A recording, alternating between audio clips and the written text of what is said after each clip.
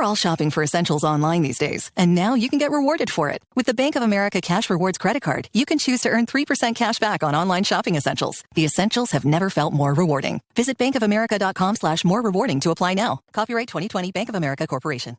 Hey, hon, what you doing with your phone? Do flowers have best friends? I don't know. Hey, look. Whoa. Some answers can only be found in nature. Discover the unsearchable. Visit discovertheforest.org to find a trail near you. Brought to you by the United States Forest Service and the Ad Council. Welcome to Stuff You Should Know, a production of iHeartRadio's How Stuff Works.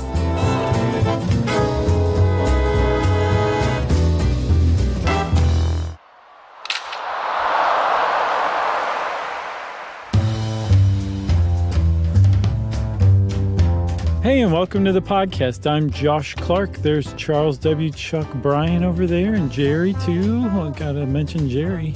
And this is Stuff You Should Know. I'm surprised you picked this topic. Why? I don't recognize you as a baseball guy. Oh, man. Probably the first thing I was ever truly into was baseball cards.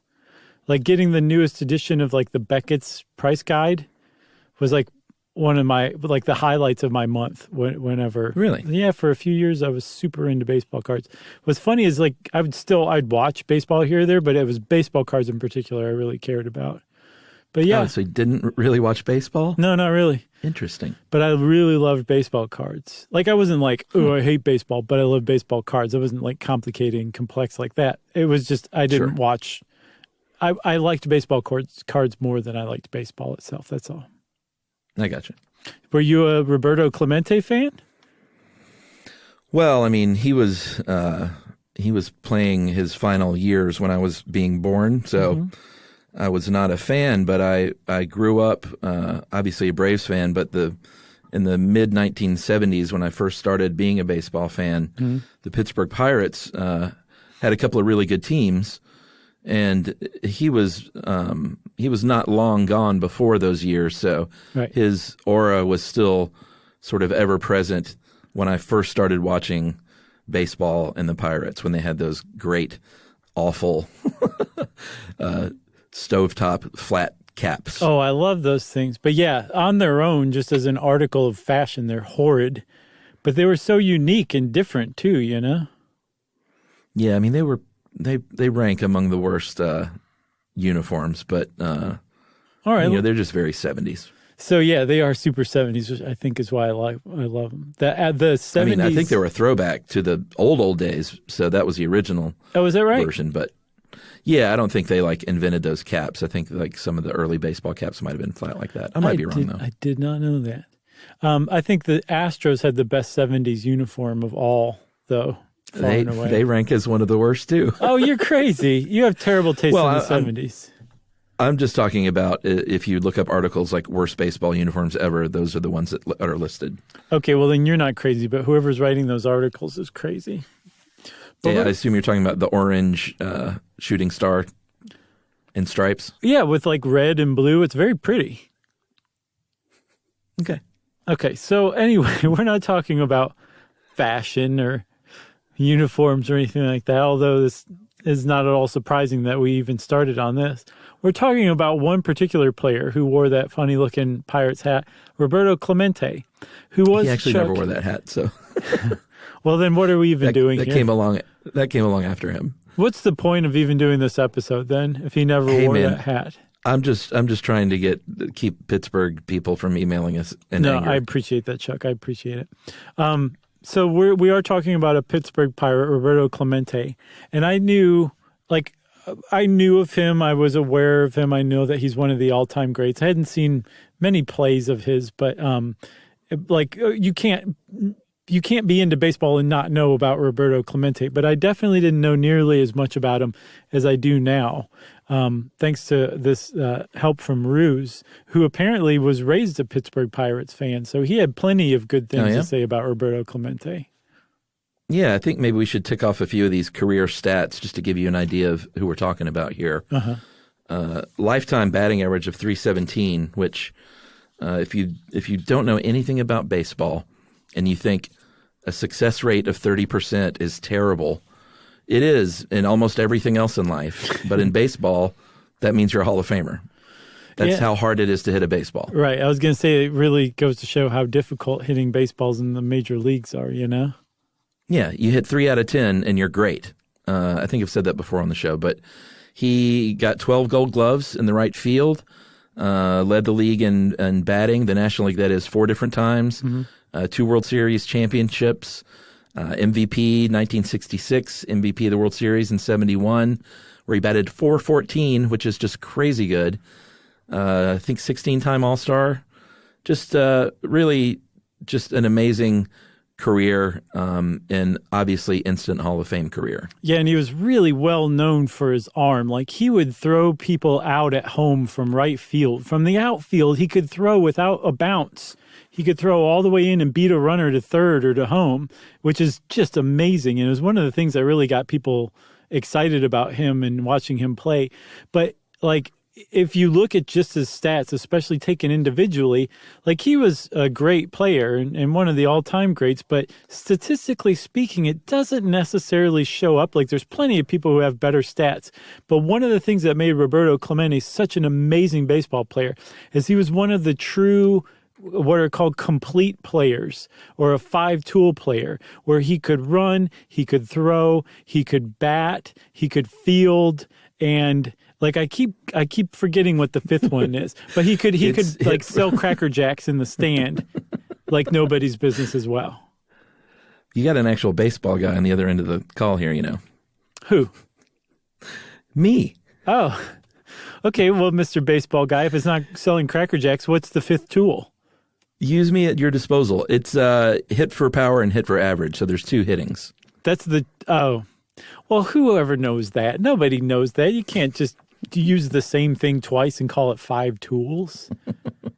Well, no, you can, because a lot of players can have a big boomstick, but they bat like .230. But if you can hit for average and hit for power, that's a big, big deal. And if you can make the most exciting play in baseball to me, which is a right field to third base assist, then I mean, there's nothing more thrilling to me. It's really amazing to see, for sure. It definitely is. More than even home plate for some reason. Probably because it's further.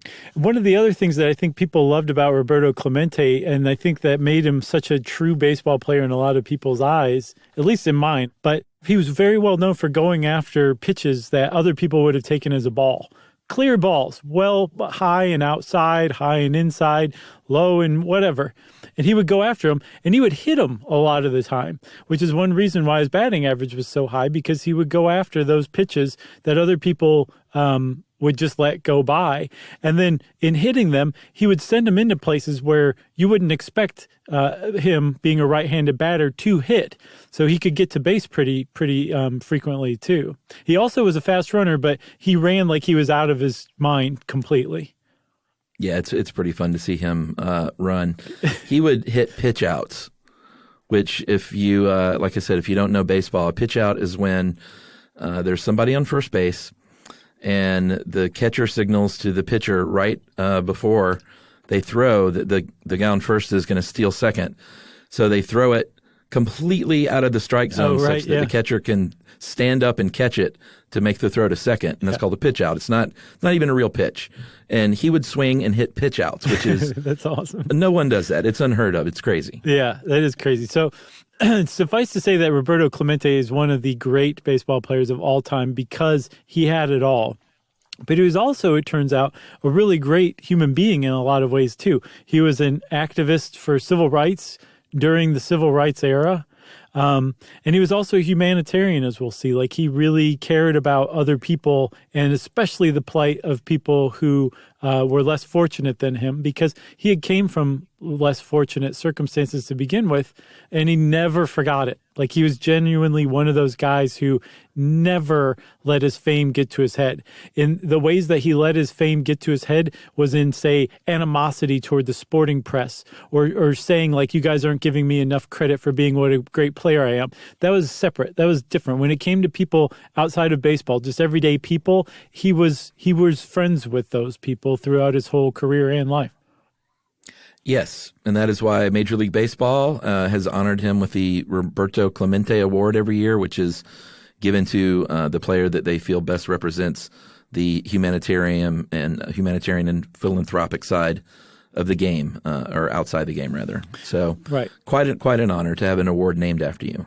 So, I think we should take a break and then maybe go back to the beginning, where and when he was born, right after this.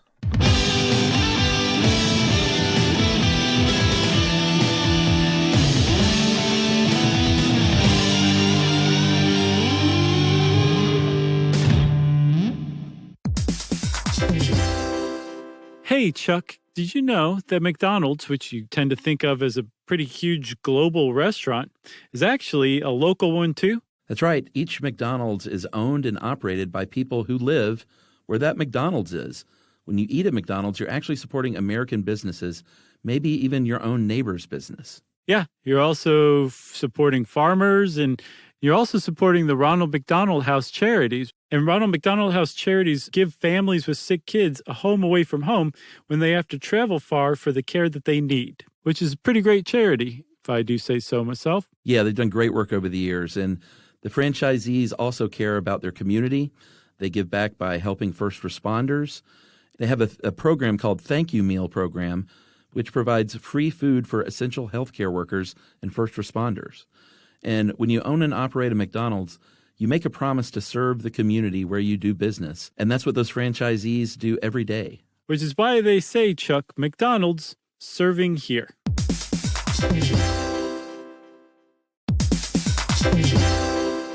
Hello, friends. Stuff You Should Know is sponsored by Alexa. And I got to say, this show about Roberto Clemente really makes me miss baseball. I wish we would have had a whole season. Yeah, but at least there was like some baseball, you know? Alexa, do you like baseball? Baseball is my favorite. I think the statistical analysis is fascinating, and nothing's more exciting than a home run flying out of a ballpark. Alexa, do you know how many home runs Roberto Clemente had? In his career, Roberto Clemente hit 240 home runs for the Pittsburgh Pirates. Roberto Clemente also won 2 World Series while in Pittsburgh. No wonder they named a bridge after him. Hey, you remember when we went to Pittsburgh, how many amazing bridges they have? Actually, Alexa, how many bridges are there in Pittsburgh? Pittsburgh has 446 bridges. Wow, that's a good place to go bungee jumping. So as we were researching Roberto Clemente, I thought about this guy's story, and I thought it would make a really interesting movie, but no one's done it yet. I can't believe that. It's really weird. Alexa, was Roberto Clemente ever in a movie? He was cast to be in The Odd Couple, but declined because he did not want to hit into a triple play. I didn't know that. Actually, Bill Mazeroski ended up stepping in for the cameo that was originally intended for Clemente. Roberto wouldn't agree to intentionally hit into a triple play for the scene. That's pretty awesome. So for all the non-jocks out there, Alexa, what is a triple play? A triple play is the rare act of making 3 outs during the same continuous play. I kind of want to watch The Odd Couple now. But what about the show? I mean, we could, I guess, take a break. 7th inning stretch. Roberto Clemente would be proud. Oh, perfect. Alexa, sing Take Me Out to the Ball Game. Take me out to the ball game. Take me out with the crowd.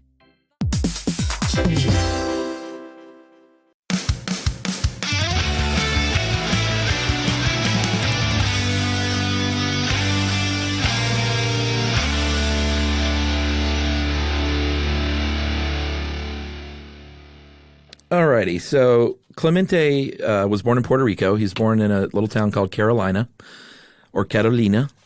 And it was sugarcane territory, sugarcane plantations. And his dad, he was actually born Roberto Clemente Walker. His mother's maiden name was Walker, and his father's name was Clemente. So he used both until he got into baseball. And he was born in the middle of the Great Depression, the youngest of 7 kids. Very tough way to be born into life. It was, but I mean, like, if you're, if you come from a farming family, it makes sense, Oh, to have a lot of kids? Yeah. Sure. And plus you have a lot of people to play with as you're growing up, too. That is very true. So his father was actually a foreman on a sugarcane plantation, and his mom was a huge influence in his life. I get the impression slightly more of an influence than his father was even.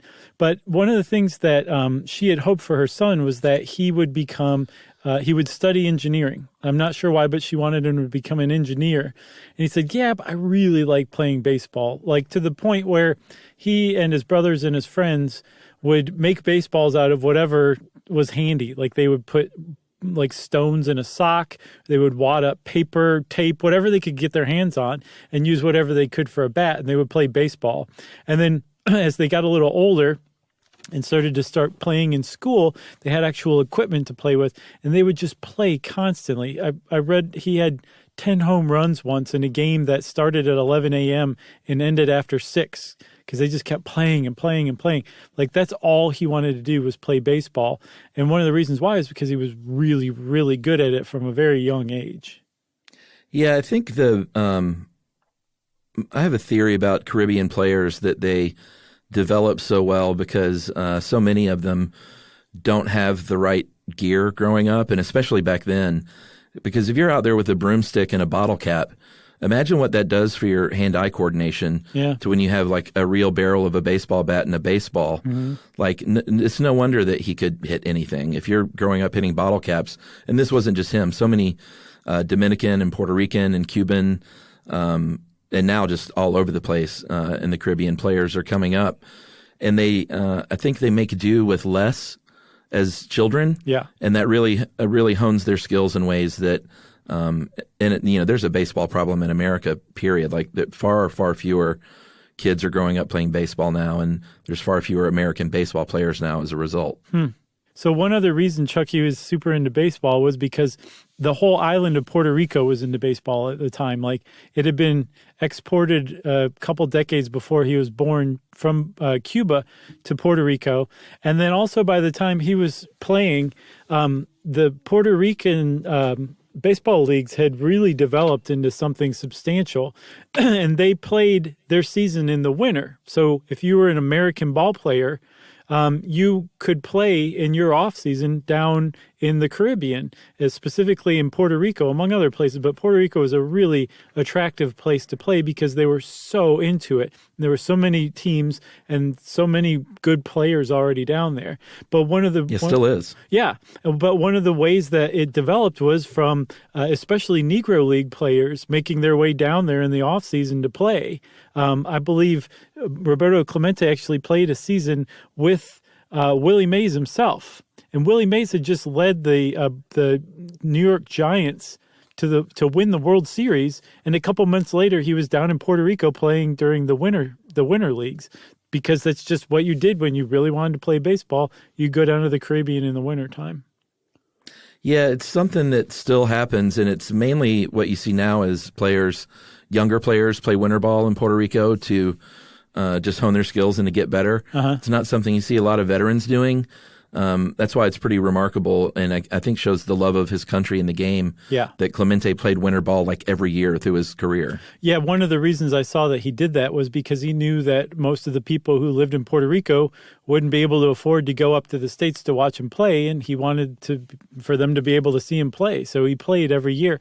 Another thing, it was like you were saying, some of those younger players hone their skills down there. He kept his skills honed by playing winter ball. Like he kept his swing loose, and he didn't fall out of shape ever because he played baseball basically year round for 18 or 20 years. Yeah, so by the time he hits 14, he's recruited to play softball, which is a little weird, but it was a competitive softball team, and then eventually an amateur baseball team, and was making, I think, like $40 a week at 17. Playing amateur baseball in Puerto Rico. And this was, this was a time where you didn't have baseball scouts combing the Caribbean for the next new young talent. It was a very new idea to go to the Caribbean to find players. And not a lot of teams, I mean, most teams were doing it a little bit, but they didn't have the robust scouting programs down there like they do now. Right. And they sent the Dodgers, the Brooklyn Dodgers, who very famously broke the color barrier with Jackie Robinson in 1947, sent a scout named Al Campanis, who went down to Puerto Rico, saw a 19-year-old Roberto Clemente in 1954 and said, this guy is a 5-tool dynamo, and we need to get him up here as fast as we can. And it wasn't, I mean, that was actually kind of insightful of him because it wasn't readily obvious, especially very early in his career, when he was playing with the, what are they called, the cangrejeros, the crabbers, that he was just going to be one of the all-time greats because he swung at lots of pitches that other people wouldn't have swung at. He ran like he was crazy. He was still finding his skills, but to be able to see how great he was going to be at that young stage, I mean, that's a credit to what's his name, Campanas's eye for talent. Yeah, and he went on to be a lifelong baseball executive. I think retired in shame for some racial statements he made, but longtime baseball guy. But the Dodgers got Clemente, and there was a rule back then from 1947 to 1965 that they got rid of in 65 for a very good reason. That was a little bit weird if you're a baseball fan today because it's so different now. But the rule was that if you were a player that was signed for more than $4,000 as a signing bonus, then you had to be on a Major League Baseball roster for 2 full seasons. And if you weren't, then you would become part of the rookie draft. And Clemente was signed for, I think, $10,000. And I'm not sure why they signed him for that much. Maybe he wouldn't have gone for less, but it was not a great move because this meant that the Dodgers had to either take him to the major leagues for 2 full seasons, which was not a good call because most players in baseball start out in the minor leagues. In fact, all do. No one makes that jump straight to the major leagues, even if it's just like a cursory half season or so. But that's even really rare. But they kept him in the minor leagues, and their plan was to hide him. And literally, he would go like 2 months between starts because they wanted to get those 2 seasons out of the way. Because after those 2 years, you could send someone to the minor leagues. But it didn't work. People saw him play, and even though he didn't get to play much, and the Pittsburgh Pirates really homed in on him right away. So, yeah, the Pittsburgh Pirates were led, I think their GM was Branch Rickey, who was the guy who had scouted Jackie Robinson and got him onto the Dodgers. Now he worked for the Pirates. So he ended up getting his hands on Roberto Clemente and brought him to the Pirates. And so apparently when they found out, or when Clemente found out that he had been drafted by the Pirates, he was down in Puerto Rico, and he said later on that he didn't really know where Pittsburgh was. He had been excited to play for New York because there's a big Puerto Rican community in New York, and all of a sudden he's sent off to Pittsburgh, doesn't know where it is, and doesn't really know anybody. So this is kind of his entree into America, but it actually was even rougher than that because first he started out, I guess, on Pittsburgh's minor league team, that's what it was. It was in spring training down in Fort Myers Beach, Florida, and he came face to face with the stark reality of basically Jim Crow South in the 50s. First thing when he got to America. And he was one of the reasons I said earlier he was a civil rights activist because he did not take very kindly to that and bristled and railed against it from the outset. Yeah, he didn't have any frame of reference for this. Like, he came from Puerto Rico where this wasn't a thing. He was of African descent, so to Americans he was a black man. To him, he was Puerto Rican. Right. He was caught between 2 worlds and didn't understand why he had to stay in a different hotel or eat in a different restaurant than his white teammates. And so this really upset him. And what upset him even as much was how his other black teammates on the team understood it and just basically had to take it because they were afraid if they caused a ruckus that they would be sent back down to the minors. And he was just like, you shouldn't be deferential. Like, what is going on in this country? And he would speak to the sporting press about this stuff, and the sporting press either would just ignore his comments about that, or actually, yes, they would ignore his comments about that, and they would just talk about whatever he said about the game. But then to kind of heap the sense that he was an outsider, and an outsider that wasn't respected because he was looked down upon because of his race and his origin, they would quote him phonetically in the press. So when he said, he said there was a headline that famously said, like, I get a hit, I feel good. But they spelled it out like, I get heat, H-E-E-T is how they spelled hit, I feel good. That was a headline in the Pittsburgh newspapers after a really big game. And he found that extremely demeaning. And it actually really kind of framed the way that he felt about America. It framed how he felt about America. And don't forget, like, Puerto Rico was, by this time, it was an American territory. It had been for quite a while. So people in Puerto Rico had long considered themselves American. People in America didn't consider Puerto Ricans, they considered them ethnic.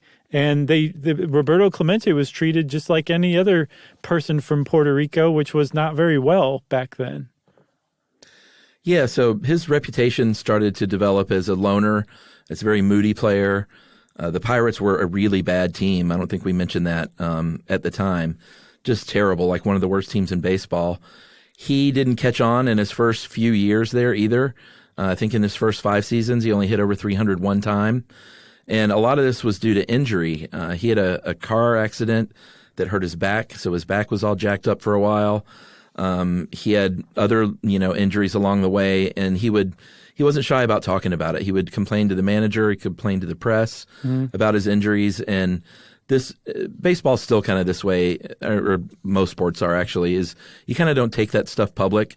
You don't want to be seen as someone who either fakes injury because they don't want to play, or who complains about it too much. Right. So he didn't have the best reputation early on because of a lot of this stuff. Yeah, no, he was thought to be a complainer, a hypochondriac, moody, abrasive, egotistical. And that was something that, that's indisputable, is the egotistical part, because he knew that he was playing better than he was getting credit for. And it ticked him off because he knew the reason he wasn't getting credit for it was because he didn't act the way that the white sporting press expected him to act. And they didn't like him for it. So they didn't really give him any credit. And they actually withheld credit that was definitely due him for the way he was playing. But like you said, it took a few years for him to start to catch on. But even after he did, which first began in the 1960 World Series, when the Pirates went from, I don't know if they went from worst to first, but it was pretty close to something like that. He was passed over as the World Series MVP. I think a lefty relief pitcher got more votes than he did, despite him being one of the clear heroes of that series. And he really was not happy about that. And it really kind of created this lifelong animosity with the sporting press that had already been brewing. But that one, to him, showed that they were basically working against him at that point. Yeah, and I think 1960 was a pretty bittersweet year because it was his breakout year. Mm-hmm. If this stat is right, Dave says his average never dropped below 300. Yeah. Then that means he was hitting 300 in game 1, which is pretty remarkable. Yeah. To start out that hot and to maintain it over the course of a year. Right, but if you've been playing winter ball in the Caribbean, just a couple of weeks before that, it would make sense, Yeah, and he. They won the World Series, which is a big, big deal in Pittsburgh, but he didn't feel like he was getting his due, like you said, so he didn't go off and celebrate with his fans. He kind of went off to himself. He was happy, but it said, the quote was, "I'm happy, but unconcerned with all the fanfare," is what a reporter said. And he just wanted to get back home to Puerto Rico so he could use his World Series bonus money to buy a house for his mother. Yeah. And he was loved there. So, he wanted to get back to where he was cherished. And he did. When he went back to Puerto Rico, he was a national hero. And the press followed him everywhere he went. And the kids loved him. And he bought a big Cadillac and mentored all the kids. So it's not like he went back like Elvis and just sort of lived high on the hog. He did go back a hero, but he really, really got involved with the community right away. Yeah, he kept playing. He would mentor little kids who were learning to play sports. And that actually became one of his dreams, is he wanted to make enough money and get big enough to build a sports complex, a sports city, or Ciudad Deportes. Not bad. If I can pat myself on the back for that one, where kids could learn to play, but also, if like you didn't have much of a role model, it's the kind of place you could find a role model too, and not just play baseball, but also play maybe basketball or whatever sports you wanted to play. And that, I think that was at the very least on his mind back then, if not like one of his stated goals in his life. By the time 1960 rolled around, he went back home. Yeah, absolutely. He got married in 1964 to Vera Zabala, and she was from his hometown there in Puerto Rico. They had 3 kids, and he was very insistent that all his kids be born in Puerto Rico, which they were. And I think one of his sons, I think Junior, even played baseball and then ended up being an announcer. Obviously he was he never achieved like what his father did, but it's pretty, I imagine, tough to grow up the child of Roberto Clemente. Sure. It's kind of like being Michael Jordan's son or whatever, Yeah. So he had Roberto Jr. There's also Luis Roberto and Roberto Enrique. Those are his 3 sons' names. Kind of like George Foreman. So by the time, 1960s, like you said, that was his breakout year. He got married in 1964. And when he was down there in Puerto Rico, one thing I want to say that I saw that a lot of people kind of overlook is he played winter ball almost every year. But there was one year, I believe in 1958, where he didn't play winter ball, and instead he enlisted in the U.S. Marines Reserves. And that's how he spent the winter. And he ended up spending the next 6 years as a Marine Reserve, which is something that very frequently gets overlooked, especially from Americans who really don't think of Puerto Rico as, a territory or 51st state. Like, he became a U.S. Marine while he was an up-and-coming baseball star. And then even after he was a baseball star, he remained a Marine until apparently one time, I think the 1964 World Series coincided with a training exercise, and the Marines were like, you're honorably discharged. Go play the World Series. Yeah, but he's in the Marine Sports Hall of Fame, which I didn't even know was a thing. Oh, no, I didn't either, but it makes sense. I think he's the only player in there. That's right. No, that's not true. Surely there's other. I'll bet The Rock was in there. Should we take a break? Probably. All right, we'll take a break and talk a little bit more about the game of Roberto Clemente right after this.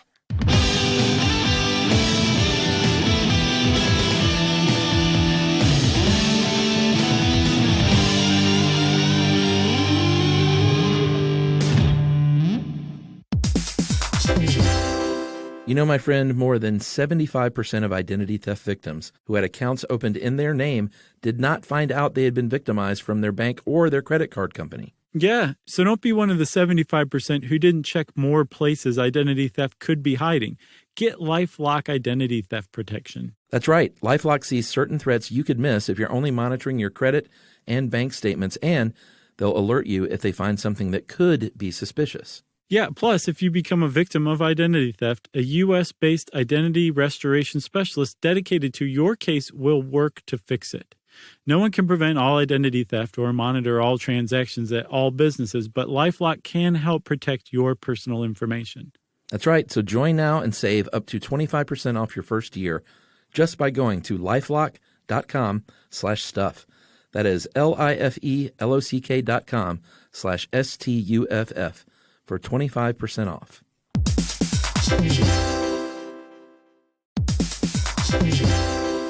Hey friends, when you're at home, you might be all about relaxing and spending time with your family. And I got to say that Alexa can make that much easier for you to do that. Yeah, because let's say you want to unwind and listen to a podcast.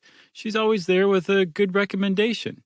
Because, you can't just listen to stuff you should know all the time, even though it is the best. Admittedly. That's right. Or if you need a funny dad joke that you want to steal and tell your kid later, you might want to listen to stuff you should know as well. Yeah, or some days you don't feel like reading the news, Alexa will read it for you. All you have to say is, Alexa, what are today's headlines? And off she goes.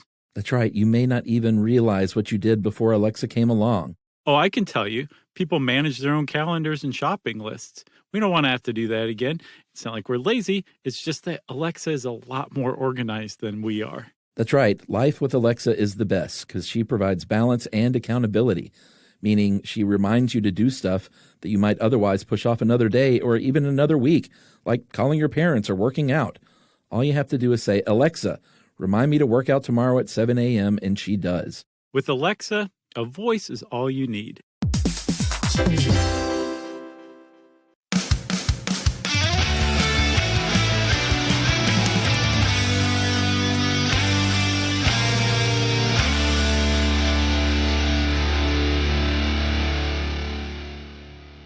Okay, Chuck, so we have already said that he was a 5-tool player, a complete player.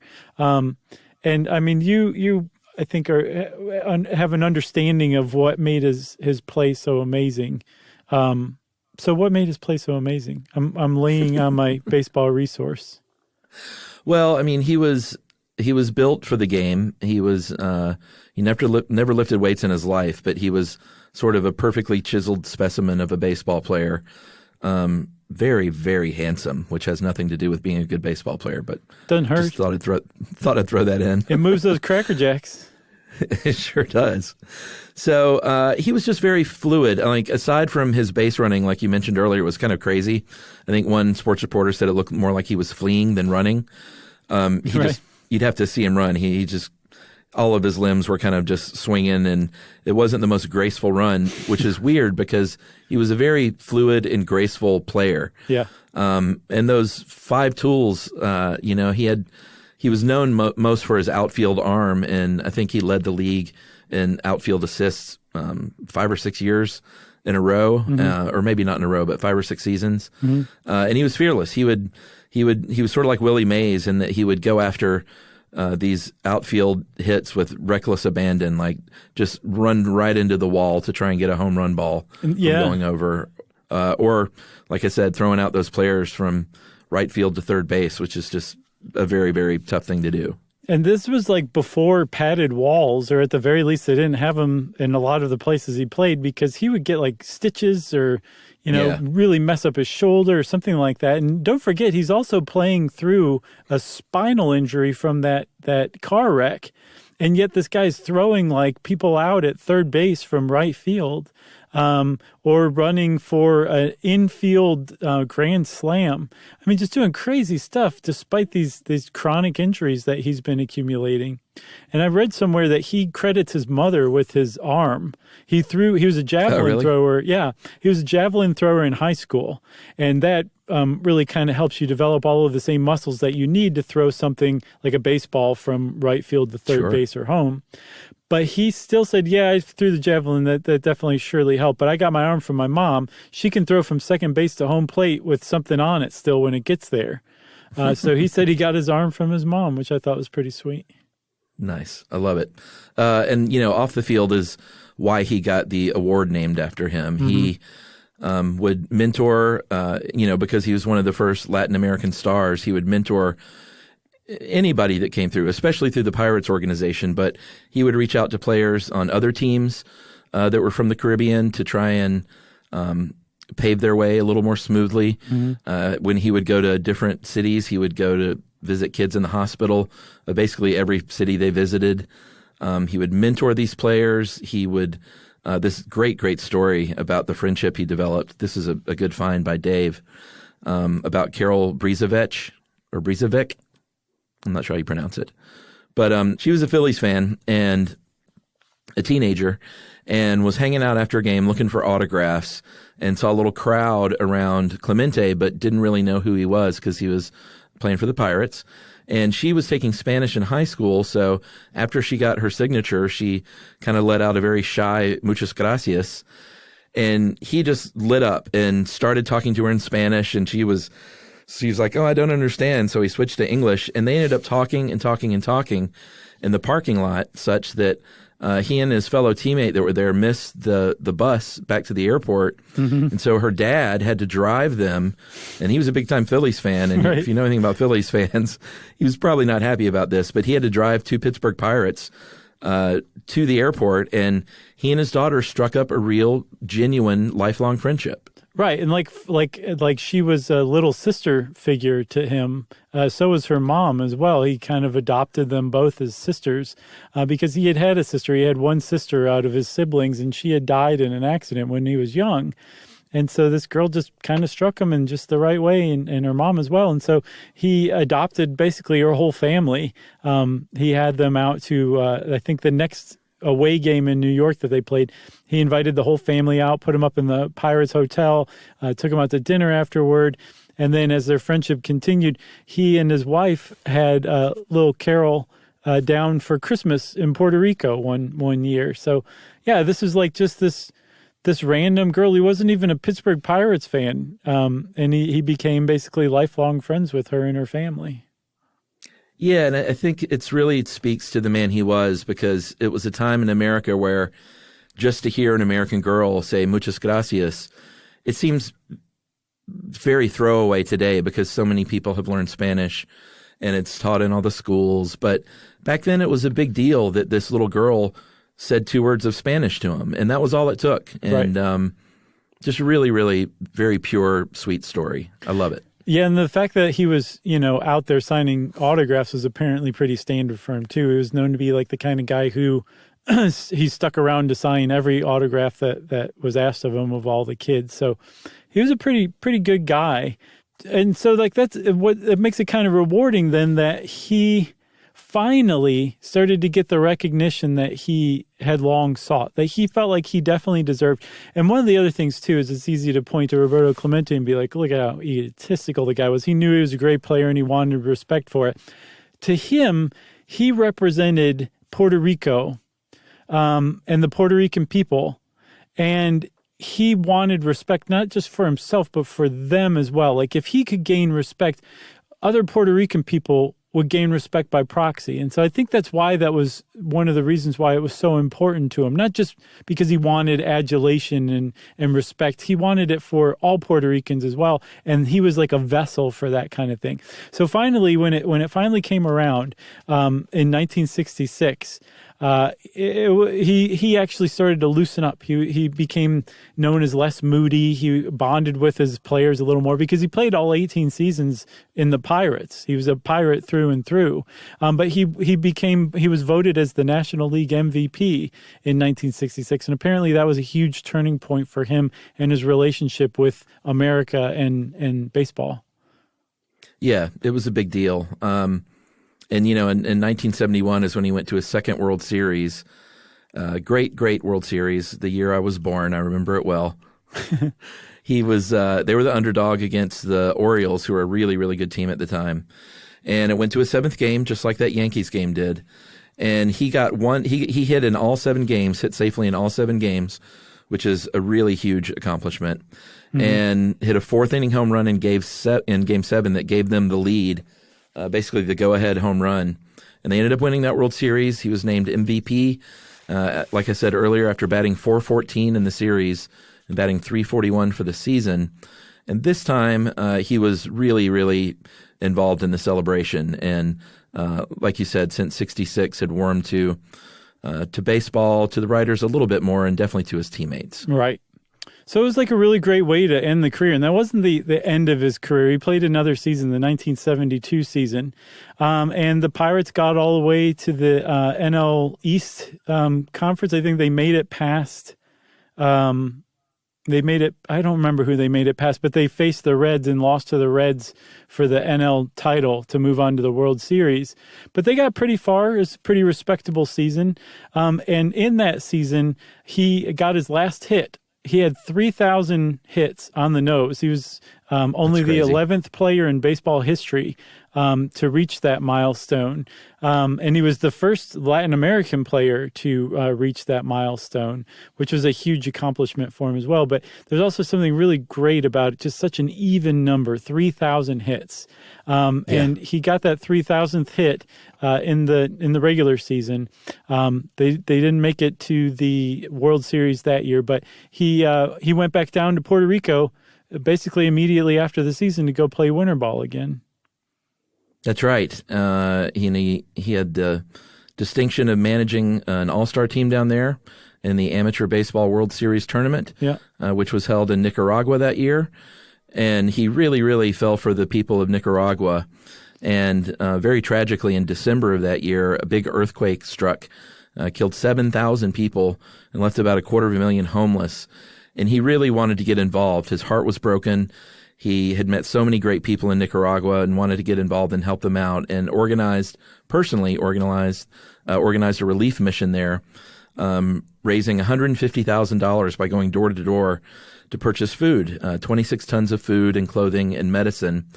He gets the word that their president there, who was corrupt, was, like so often happens in those situations, commandeering the supplies, and they weren't getting to the people. So he said, you know what I'm going to do? I'm going to get a plane, and I'm going to fly a shipment of supplies down there myself. And so he boarded a DC-7 on December 31st, New Year's Eve, 1972, to do just that, right? Yeah, he did. And it turned out, unfortunately, that highly successful campaign, the drive that he spearheaded that produced 26 tons of supplies. Well, 26 tons was way too much for the DC-7 that he charted. And the engines were taxed from the outset. It took off from Puerto Rico and started flying out over the ocean, and the engines actually blew up. And they tried to turn the plane around while it was on fire and fly back. And they made it, I think, a mile from the coast before the plane broke up and fell into the ocean. And all 5 people on board were killed, including Roberto Clemente, who, again, was overseeing personally a humanitarian mission to Nicaragua to help people who were victims of an earthquake. And that's how he lost his life at age 38. Yeah, just brutal end to his story. People searched for his body. People on the beach held daily vigils, hoping that he would somehow be found alive and rescued. But obviously nobody survived that crash. His body was never even recovered. Mm-hmm. And a few months after the crash, he was inducted into the Hall of Fame. One of only 2 times it's happened. The other was Lou Gehrig, where you don't have to wait that mandatory 5-year period after the end of your career. And in fact, I think his set the precedent now that if you had been deceased for 6 months, you were eligible for Hall of Fame induction, and he was just the second one. Oh, and then cool. They created that award in his honor, the Clemente Award. Which is for humanitarian baseball players. So that's a huge honor in and of itself. I think you said that he got like 12 Golden Glove or Gold Glove awards for fielding. His last one, or maybe his 13th, his wife accepted on his behalf the following April after he died. And Vera dedicated herself to seeing through his dreams and actually organized and got that sports city in Puerto Rico built. And it's still there today, as a matter of fact. She's amazing. Yeah. She really continued his work. And I hate that phrase, behind every great man is a great woman, because it's really beside every great man is a great woman. Right. And that was definitely the case with Vera. And she was a lifetime humanitarian and philanthropist as well, which is amazing. Yep. One of the great things about Roberto Clemente is he's the kind of guy you can name a school after and feel pretty good about it. And Big as time. a result, around the world, there's 40 public schools, 2 hospitals, and more than 200 parks and ball fields named after him. And I think now there's at least 41 public schools, because this past September in Orange County, Florida, Stonewall Jackson Middle School was renamed Roberto Clemente Middle School. Yep. Well, that's about appropriate for our times. Yeah, it's pretty great. So now there's 41 schools named after Roberto Clemente. So if you have a school and you're like, who can we name this after? You could do a lot worse than Roberto Clemente. And people still probably complained about that. Who cares? Who cares? Eventually, Chuck, you just have to say, I don't care that you're complaining. Yeah, because you're in the wrong. That's right. So you got anything else about Roberto Clemente? Nothing else. Go watch YouTube videos of him. It's amazing. Just type in like Roberto Clemente throw from right field or home run. He's had some amazing home runs. It's just fun to watch. Plus, you're right. He was pretty easy on the eyes, especially as far as baseball players go. A lot of them are horribly ugly. That's right. Ba ba boom. Since I said that, it's time for listener mail, don't you think? I think so. This is called Eddie Van Halen. We lost Eddie Van Halen recently. Mm-hmm. And it was very tough for me, but we got an emailer from Australia. It says I jinxed it. Hey guys, I'm writing in because I was just listening to the political polling episode, and Chuck mentioned he was having a break from internet news, and he was only looking at something that brings me joy, like old Led Zeppelin and Van Halen YouTube videos. Mm-hmm. Cut to a couple of weeks later and the tragic news of Eddie Van Halen passing. Like it's some weird, twisted way of the universe saying, oh, you found something that brings you joy in 2020? I'll fix that. I don't believe in that stuff, but it was fairly ironic. Yeah. But truth be told, I can usually be found watching old Van Halen videos. So I know I'm making light of the death of someone. Oh, I don't think you really are, Matt. No. That would have been a massive influences in a lot of lives. But in these times, we need to find a laugh wherever we can. Anyway, love the podcast. Can't wait for you to touch on some Australian topics. Hint, hint. All the best. And that is Matt from Melbourne. Oh, and you even said it right, Chuck. Thank God. I tried Thanks, to. Matt. Yeah, I'm sure Jimmy Page is like, Chuck, stop watching videos of me, okay?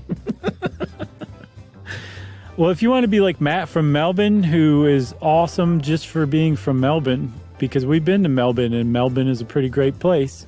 Wonderful. You can send us an email. Send it off to stuffpodcast@iheartradio.com. Stuff You Should Know is a production of iHeartRadio's How Stuff Works. For more podcasts from iHeartRadio, visit the iHeartRadio app, Apple Podcasts, or wherever you listen to your favorite shows.